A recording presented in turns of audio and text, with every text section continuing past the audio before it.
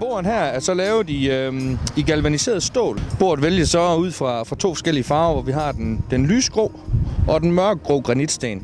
Granit er rigtig, rigtig godt, fordi at det er et vedligeholdsfrit materiale, og så kan det stå ude hele året rundt. Derudover, så når det er sådan en stål, det er galvaniseret, betyder det også, at det er vedligeholdsfrit og kan stå ude året rundt. Bordet er også utrolig tungt, hvilket gør, at selvom det blæser meget herover i det vestjyske, så har det ingen betydning for bordet, fordi det vil ikke flytte sig på nogen som helst måde. Til bordet har vi valgt at stille nogle af vores fletstole, som er lavet i en polyuratan. Hvad angår polyuretanen, så er det rigtig, rigtig, rigtig dejligt materiale, fordi endnu en gang, så er det vedligeholdelsesfrit.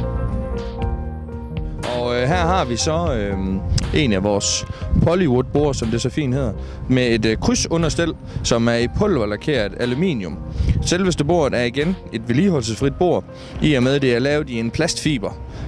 Til bordet har vi en dejlig stol stående, som er en Georgia Lux-stol, som er lavet i en luksusflet, i og med at den er lavet i en lidt mere tyk og en lidt mere rå flet.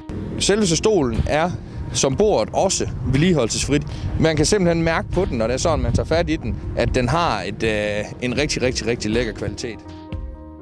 Her har vi så vores nye Polywood-bord, som er lavet med en granitplade i midten, simpelthen for at virke som varmeplade, som man kan stille varme ting på, uden at bruge en bordskåner. Samtidig med så fungerer den som en vægt, for at bordet ikke skulle blæse om kul.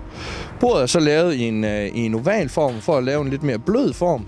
Til bordet står der en stabelbar stol, som er lavet i den rough flet igen.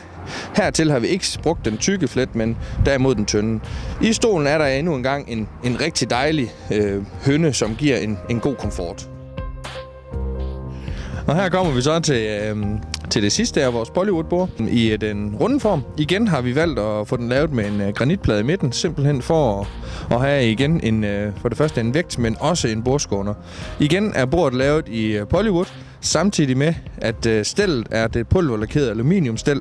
Til selveste bordet har vi valgt at stille vores Georgia Lux-stol igen, den her gang i en anden farve end sort. Den tykke hønne, sædehønnen, som er den rigtig, rigtig bløde af dem, som giver en rigtig dejlig komfort. Vi har selvfølgelig også andet end bare borde og stole. Vi har solvogne, hønnebokse, grillborde, parasoller og masser af hønner. Alle møbler er faktisk lavet i polyuratan, som er den her flet, og alle møblerne er faktisk håndflettet.